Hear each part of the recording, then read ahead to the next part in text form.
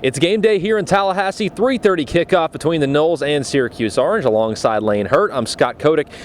Before we really get to today's game and the power running game of Syracuse versus that Florida State defense, 1993 National Championship team comes back.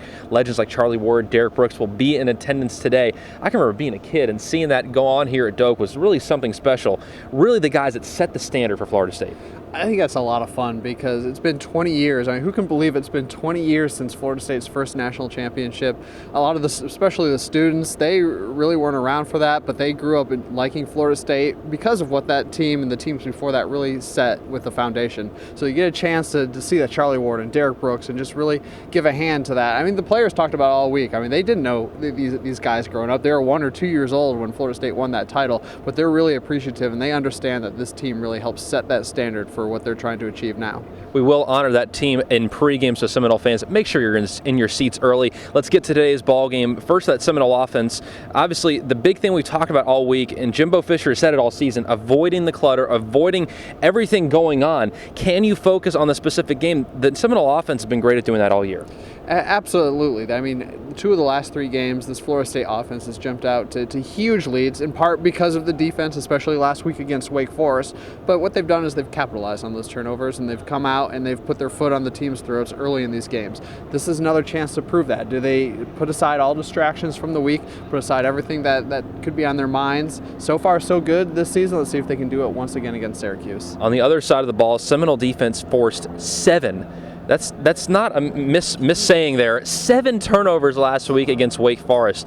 Should they be able to do that again today? Florida State's defense has been looking mighty good. They wanted to do it in the preseason. They talked about it.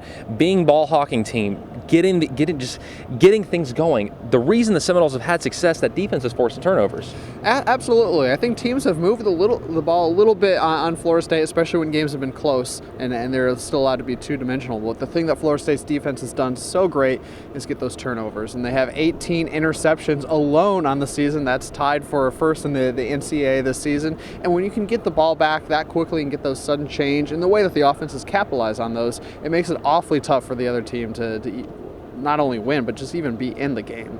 Final ACC game of the regular season, Florida State looking to go undefeated in the ACC for the first time since 1999. Big game, obviously, today. Lance, talk about the keys. What does Florida State need to do to go 8-0 in the ACC on the season, get their 10th win? That would be the 3rd time in 4 years Florida State's won 10 games under head coach Jimbo Fisher.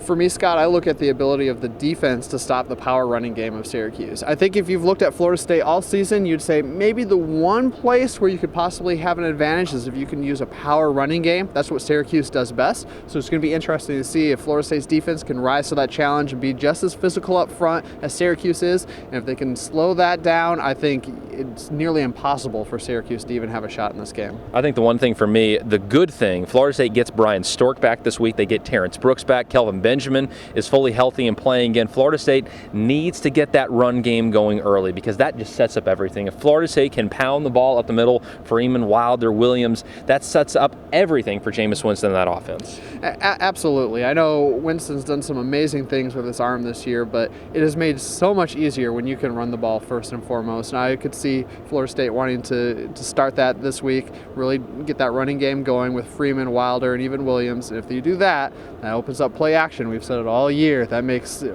so much easier for Winston and the wide receivers.